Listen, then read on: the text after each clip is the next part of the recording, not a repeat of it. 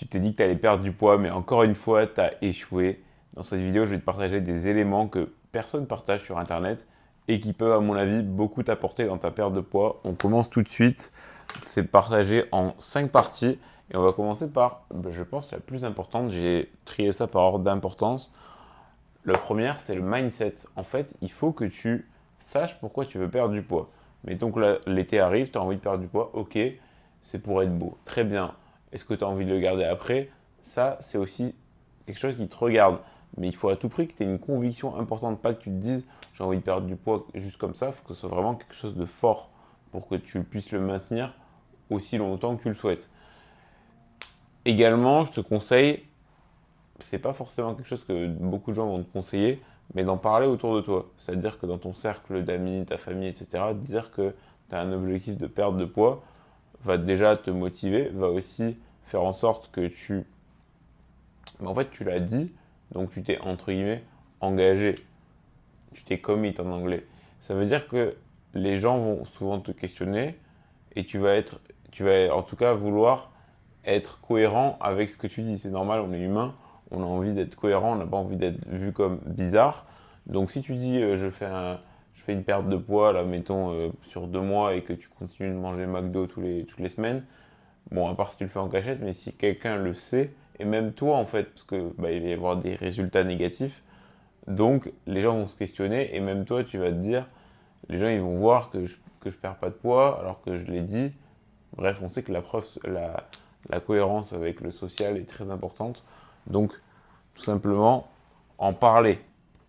Parler de ta perte de poids, c'est très important. Que ce soit aussi, comme je l'ai dit précédemment, très important pour toi. Donc, clarifier, on va dire, voilà, clarifier, c'est très important également que tu saches pourquoi tu veux perdre du poids. Ensuite, on va passer aux mesures, parce qu'en fait, on ne peut pas progresser sur quelque chose qu'on ne mesure pas. Donc ça me paraît évident. Dans tous les domaines de la vie, on fait des mesures. Donc quand tu veux perdre du poids, eh bien c'est pareil, il va falloir mesurer. Comment on mesure? Bon, déjà, la classique, hein, la balance, donc le poids. On va y aller vite hein, parce que c'est le but, c'est d'y aller très rapidement. Tu peux aussi te mesurer le tour de taille avec comment on appelle ça, un mètre, enfin, ouais, c'est un ruban. Donc on va mettre ruban. Hop. Tu peux, et je pense que c'est même mieux, c'est je trouve la meilleure, c'est prendre des photos, et donc de toi, de ton visage, de ton ventre, ton dos, ce que tu veux, parce qu'en fait tu perdras pas qu'à un seul endroit, tu vas perdre selon ta génétique à plus ou moins d'endroits différents en même temps, mais dans tous les cas c'est global, tu ne contrôles pas où tu perds du gras, et évidemment, tu vas recevoir des compliments si tu fais ça bien. Et c'est ça qui est aussi important. Bon, je vais pas le noter, mais tu peux recevoir des. Bah voilà, ah, tiens, t'as perdu du poids. Ou même toi, ton ressenti aussi, d'ailleurs, hein, dans tes vêtements. Tu vois tes vêtements qui sont trop grands. Bref, t'as compris. Ça, c'est très important. Mindset, que tu t'engages dans ce que tu fais et que tu comprennes pourquoi tu le fais. Et mesure pour que tu saches d'où tu pars. Une fois que tu as ça, ça se fait au tout début. C'est vraiment, tu as envie de perdre du poids, tu fais ces deux trucs d'un coup, quoi. Ensuite, il faut mettre en place un plan. Un plan qui va passer par la nutrition et le sport. Mais d'abord la nutrition. La nutrition est plus importante que le sport. Là, il va falloir que tu commences par calculer ton métabolisme de base. Méta de base. Ça, c'est très important. C'est pour que tu saches d'où tu pars. Ensuite, une fois que tu as ton métabolisme de base, je ne vais pas rentrer trop dans les détails parce que le but c'est d'être rapide dans cette vidéo. Et donc, si tu ne sais pas, je te recommande d'aller voir mes précédentes vidéos où je referai, pourquoi pas, d'autres vidéos plus détaillées. Mais là, ce n'est pas le but de celle-ci. Donc, une fois que tu as ton métabolisme de base, donc c'est un certain nombre de calories que tu dépenses au repos, tu vas rajouter toutes les dépenses sportives et tu vas les lisser sur la semaine. C'est-à-dire que si tu fais du sport 3 fois par semaine, tu lisses ça sur la semaine. Donc, ça veut dire que tu vas faire pas du sport tous les jours, mais tu vas mettre ta dépense bah, voilà, sur tous les jours de la semaine. Donc, tu vas rajouter ça à ton métabolisme de base et donc tu vas avoir ton métabolisme journalier. Là-dessus, tu vas essayer de, mettons que ce soit, on va dire, allez, 2500 calories par jour, ok. Donc tu manges 2500 calories, enfin tu dépenses 2500 calories par jour. Donc ce que je te conseille, c'est de manger ces 2500 calories par jour. En fait, c'est de monter progressivement à ce total, à part si tu y es déjà ou si tu es déjà au-dessus, ou alors du coup tu y descends. Mais c'est d'y aller et de rester une semaine pour voir comment ça se passe. Donc tu restes une semaine à ce total calorique et derrière tu vas venir baisser par palier de 200 calories. Tu peux faire 100 si tu veux ou 300, moi je te conseille 200 calories et tu restes une semaine, 2 semaines comme ça et tu rebaisses et ainsi de suite jusqu'à arriver à un moment où tu n'en peux plus, où c'est trop contraignant pour toi et tu restes à ce total calorique. Donc ça peut être, je sais pas, 1900 par exemple. Voilà, ça c'est pour les calories, mais ça ne s'arrête pas là.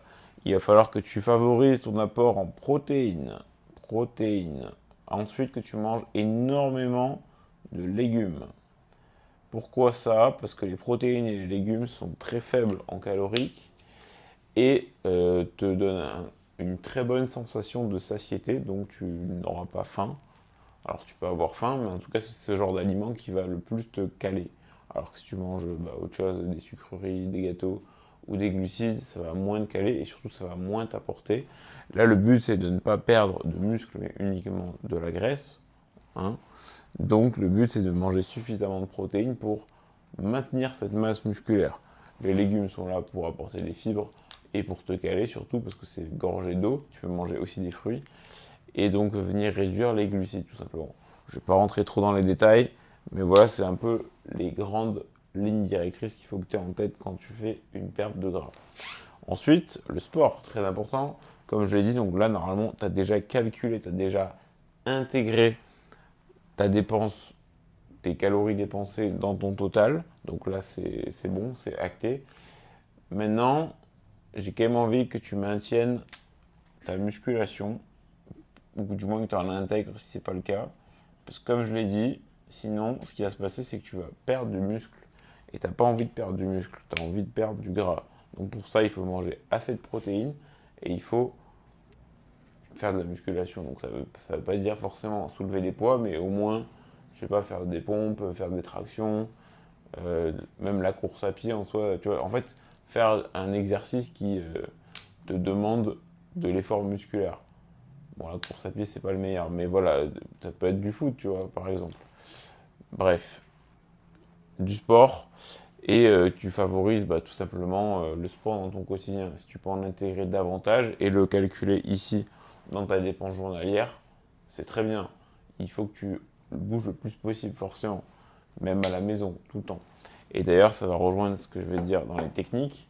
Dans les techniques, c'est de bouger le plus possible, c'est-à-dire prendre le moins possible de transport en commun ou de transport tout court.